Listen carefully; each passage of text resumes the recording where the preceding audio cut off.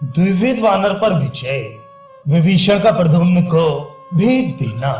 श्री नारद जी कहते हैं, राजन, कृतमाला और ताम्रपर्णी नदियों में स्नान करके श्री यादवेश्वर प्रद्युम्न अपने यादव सैनिकों के साथ राजपुर को गए। राजपुर का स्वामी राजा शाल्व था। वे मेरे मुंह से यादवों का आगमन सुनकर शीघ्र ही वानरराज द्विविद के पास गया। वीर द्विविद मित्र की सहायता करने के लिए उद्यत हो यादवों के प्रति मन में अत्यंत क्रोध लेकर प्रद्युम्न की सेना का सामना करने के लिए गया। वह अपने पैरों की धमक से पृथ्वी को हिला देता था। द्विविद ने अपने नखों और दांतों द्वारा पताका और ध्वज पट्टों को चीर डाला। वे ध्वज कश्मीरी शालों से आवृत, मुद्रांकित तथा स्वर्ण भूषित थे। उसने रथों को ऊपर उछाल दिया, हाथियों पर वेग पूर्वक चढ़कर घोड़ों को भगाया और वह वानरोचित किलकारियों के साथ भौएं नचाकर सबको भयभीत करने लगा। इस प्रकार कोलाहल मच जाने पर धनुर्धरों में श्रेष्ठ प्रद्युम्न बारंबार धनुष की टंकार करते हुए रथ पर आरूढ़ हो उसके पास आ गए। मदमत्त द्विविद उस रथ के आसपास उछलने लगा और अपनी पूंछ से घोड़ों सहित रथ, ध्वज और छत्र को कंपित करने लगा। प्रद्युम्न ने अपने धनुष के कोटे से उसका गला पकड़कर खींचा। तब अत्यंत कुपित हुए उस वानर ने उनके ऊपर मुक्के से प्रहार किया। तदनंतर प्रद्युम्न ने विधि पूर्वक धनुष पर प्रत्यंचा चढ़ाई और कान तक खींचकर छोड़े गए एक बाण से द्विविद को बीध दिया। राजेंद्र, उस बाण ने आकाश में आधे पैर तक द्विविद को घुमाकर 100 योजन दूर लंका में गिरा दिया। वहां 2 घड़ी तक राक्षसों के साथ उसका युद्ध हुआ और उसने राक्षसों को मार गिराया। राजन, इधर यदुकुल तिलक प्रद्युम्न ने दुंदुभी नाद करते हुए विजय प्राप्त करके शाल्व से भेंट ली और दक्षिण मथुरा मधुर का दर्शन करके वे त्रिकूट पर्वत पर जा चढ़े। उधर वानरराज द्विविद त्रिकूट से मैनाक के शिखर पर गया। मैनाक से सिंहल जाकर वह पुनः भारतवर्ष में आया।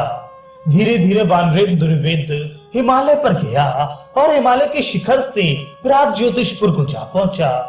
यादवेश्वर प्रद्युम्न मल्लार देश के अधिपति रामकृष्ण पर विजय पाकर महाक्षेत्र सेतुबंध तीर्थ में गए।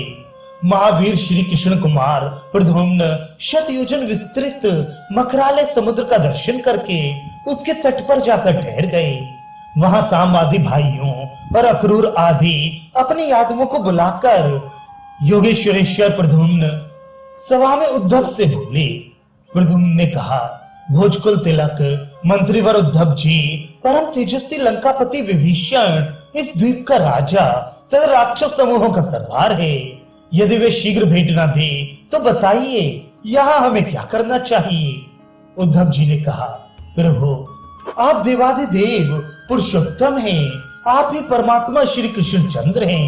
तथापि आप साधारण लोगों की भांति मुझसे पूछते हैं। बड़े बड़े योगीश्वर भी आपकी माया का पार नहीं पाते। भूमन, ब्रह्मा आदि देवता भी सदा पराजित होकर जिनके उत्तम अनुशासन का भार सदा अपने मस्तक पर ढोते हैं, वही साक्षात पुरुषोत्तम आप हैं। मैं तो आपका दासानुदास हूँ, फिर मैं आपको क्या सलाह दूंगा। श्री नारद जी कहते हैं, मैथिलेश्वर उद्धव के यूं कहने पर श्री हरिस्वरूप भगवान प्रद्युम्न ने एक ताड़पत्र लेकर उस पर अपना संदेश लिखा। राक्षस राज, तुम भोजराज उग्रसेन के लिए भेंट दो। यदि बलाभिमान वश तुम मेरी बात नहीं सुनोगे तो मैं धनुष से छोड़े गए बाणों द्वारा समुद्र पर सेतु बांधकर सैन्य समूह के साथ लंका पर चढ़ाई करूंगा। ये लिखकर प्रचंड पराक्रमी प्रद्युम्न ने कोदंड हाथ में लिया और अपने पत्र को बाण में लगाकर उस बाण को कान तक खींचा और छोड़ दिया। उस धनुष की प्रत्यंचा को खींचने से बिजली की गड़गड़ाहट के समान टंकार ध्वनि प्रकट हुई। उस नाद से पातालों तथा 7 लोकों सहित सारा ब्रह्मांड गूंज उठा। प्रद्युम्न के धनुष से छूटा हुआ बाण संपूर्ण दिशाओं को प्रकाशित करता हुआ विद्युत के समान तड़तड़ाकर विभीषण की सभा में गिरा। उसके गिरते ही सब राक्षस चकित से होकर उठकर खड़े हो गए। उन दुष्टों ने बड़े वेग से अपने कवच और शस्त्र ग्रहण कर लिए। महाबली राक्षस राज विभीषण बाण से पत्र को खींचकर पढ़ गए। सभा में वह पत्र पढ़कर उन्हें बड़ा विस्मय हुआ।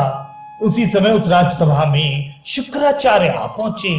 विभीषण ने पाद्य आदि उपचारों द्वारा उनका पूजन किया और हाथ जोड़कर प्रणाम करके कहा। विभीषण बोले, भगवान ये किसका बाण है? भूतल पर भोजराज कौन है और उनका बल क्या है? ये मुझे बताइए, क्योंकि आप साक्षात दिव्य दृष्टि वाले हैं।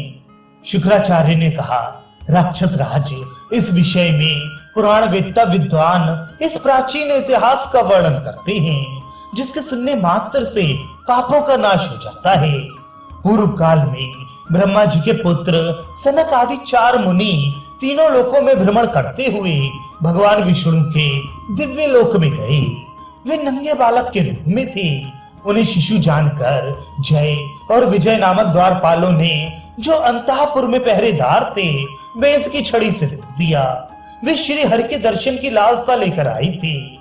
रोके जाने पर उन्हें क्रोध हुआ और उन्होंने उन दोनों द्वारपालों को श्राप देते हुए कहा, तुम दोनों दुष्ट हो, इसलिए असुर हो जाओ। 3 जन्मों के पश्चात शुद्ध हो जाओगे। इस प्रकार श्राप प्राप्त करके वे दोनों अपने भवन से गिरे और भूमंडल में आकर दैत्यों तथा दानवों से पूजित द्वितीय पुत्र हुए। उनमें से ज्येष्ठ का नाम हिरण्यकशिपु था और छोटे का नाम हिरण्याक्ष। प्रलय के जल से पृथ्वी का उद्धार करने के लिए भगवान श्री हरि यज्ञ वराह के रूप में प्रकट हुए। उन्होंने महाबली हिरण्याक्ष नामक दैत्य को मुक्के से मार डाला और साक्षात चंड पराक्रमी नरसिंह होकर कयाधु कुमार प्रहलाद की सहायता करते हुए हिरण्यकशिपु का उदर विदीर्ण कर दिया। वे ही दोनों भाई फिर केशनी के गर्भ से विश्रवा के पुत्र होकर उत्पन्न हुए, जो संपूर्ण लोकों को एकमात्र ताप देने वाले रावण और कुंभकर्ण कहलाए। श्री रामचंद्र जी के सहायकों से घायल होकर वे दोनों युद्ध भूमि में सदा के लिए सो गए। वे महान वेगशाली राक्षस राज रावण और कुंभकर्ण तुम्हारी आंखों के सामने मारे गए थे। अब उनका तीसरा जन्म हुआ है। इस जन्म में वे क्षत्रिय कुल में उत्पन्न हुए हैं। उनका नाम शिशुपाल और दंतवक्र है। वे इस युग में भी बड़े बलवान हैं। उन दोनों के वध के लिए साक्षात परपूर्णतम भगवान असंख्य ब्रह्मांडपति परात्पर गोलोकनाथ श्री कृष्ण यदुकुल में अवतीर्ण हुए हैं। वे यादवेंद्र बहुत सी लीलाएं करते हुए इस समय द्वारका में विराजमान हैं। युधिष्ठिर के महायज्ञ में शाल्व के साथ होने वाले युद्ध में माधव, शिशुपाल और दंतवक्र का वध कर डालेंगे, इसमें संशय नहीं है। उन्हीं के पुत्र शंबर सूदन प्रद्युम्न दिग्विजय के लिए निकले हैं। वे जम्बू द्वीप के समस्त राजाओं पर विजय प्राप्त करेंगे। उन सबके जीत लिए जाने पर यदुकुल तिलक भोजराज उग्रसेन द्वारका में राष्ट्रीय यज्ञ करेंगे। उन्हीं के धनुष से बलपूर्वक छूटा हुआ ये प्रचंड वेगशाली बाण यहाँ आया है। इस पर उनके नाम का चिन्ह है। ये विद्युत की गड़गड़ाहट से भी अधिक आवाज करने वाला है। राक्षस राज, ये बाण समस्त दिग्मंडल को उद्भासित करता हुआ यहाँ तक आ पहुंचा है। नारद जी कहते हैं, नरेश्वर राक्षसों के सरदार श्री राम भक्त विभीषण ने ये जानकर कि भगवान श्री कृष्ण साक्षात श्री रामचंद्र जी ही हैं, ऋण सामग्री लेकर प्रद्युम्न की सेना के पास गए। उस समय शीघ्र ही आकाश से उतरकर मेघ के समान श्याम कांति से प्रकाशित होने वाले विशालकाय विजयदर्शी विभीषण श्री कृष्ण कुमार प्रद्युम्न की परिक्रमा करके हाथ जोड़ उनके सामने खड़े हो गए। विभीषण बोले, प्रभु आप साक्षात भगवान वासुदेव तथा सबके सृष्टा हैं। आपको नमस्कार है। आप ही संकर्षण, प्रद्युम्न और अनिरुद्ध हैं। आपको प्रणाम है। मत्स्य, कूर्म और वराह अवतार धारण करने वाले आप परमेश्वर को बारंबार नमस्कार है। श्री रामचंद्र को नमस्कार है। भृगुकुल भूषण परशुराम जी को बारंबार नमस्कार है। आप भगवान वामन को नमस्कार है। आप ही साक्षात नरसिंह हैं। आपको बारंबार नमस्कार है।